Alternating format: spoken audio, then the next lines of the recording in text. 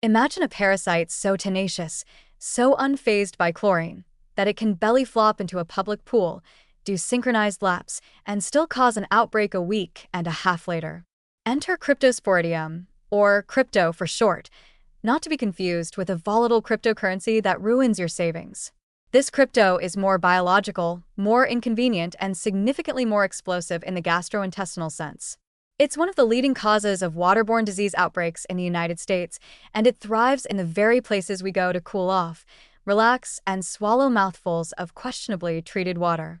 So, if you're the type to emerge from the wave pool with a big grin and a chlorinated gulp in your stomach, read on. This one's for you. Cryptosporidium parvum is a microscopic parasite with one job: to ruin your week. It causes cryptosporidiosis, a delightful condition characterized by diarrhea so intense and persistent it makes you question your life choices.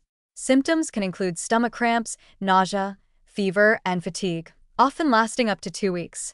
And here's the kicker: infected individuals can continue shedding the parasite for weeks even after they feel better.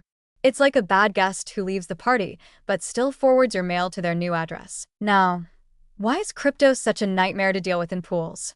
It comes down to one word: oocysts. These are the hardy, egg-like forms of the parasite, encased in a shell so tough it makes Kevlar look like wet tissue paper. These oocysts can survive in properly chlorinated water for up to 10 days, laughing in the face of chemical disinfection like they're in a bad horror movie. They're not just chlorine-resistant, they're chlorine-opposed, the militant faction of the microbial world. Once they're in the water, there's no easy way out. The pool essentially becomes a crypto resort. The situation is made worse by how easily crypto spreads. Just one infected swimmer can release millions of oocysts into the water, often through what's politely referred to as a fecal incident. And let's be real, with the number of diaper-clad toddlers, enthusiastic cannonballers, and forgetful adults treating pre-swim showers like optional spa treatments, it's not exactly difficult for contamination to occur. Even worse, it only takes ingesting a small number of oocysts, some estimates say fewer than 10, to get sick. So if you thought just a little water in the mouth was no big deal, welcome to your microbial wake-up call. Public health departments take crypto outbreaks very seriously, but even their best efforts can feel like trying to mop up a flood with a sponge. Once an outbreak occurs, pools often need to be closed for a process called hyperchlorination, where chlorine levels are jacked up to industrial-strength proportions and held there for hours, basically chemical napalm for oocysts. And yet, people return, sometimes too soon, sometimes still shedding. And the cycle continues, with water parks and kiddie pools serving as the petri dishes of summertime gastrointestinal drama. So, what can you do to avoid playing host to a microscopic parasite with commitment issues? Start by embracing the sacred ritual of the pre-swim shower. A real one, with soap, for at least 60 seconds.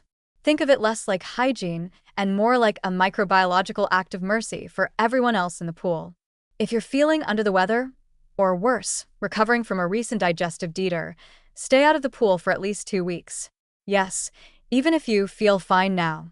Remember, crypto is the ghost of diarrhea past, present, and future. Also, resist the urge to drink pool water. I know, it's easy to accidentally gulp some during an enthusiastic breaststroke or synchronized cannonball, but try to think of it less like water and more like a lightly used public bath you've just accidentally sipped.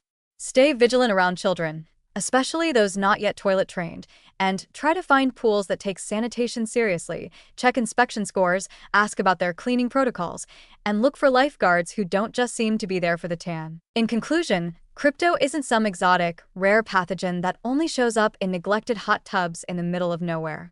It's a very real, very common parasite that has outwitted modern sanitation, exploited human hygiene laziness, and built a reputation for turning family fun into a bathroom-bound horror show.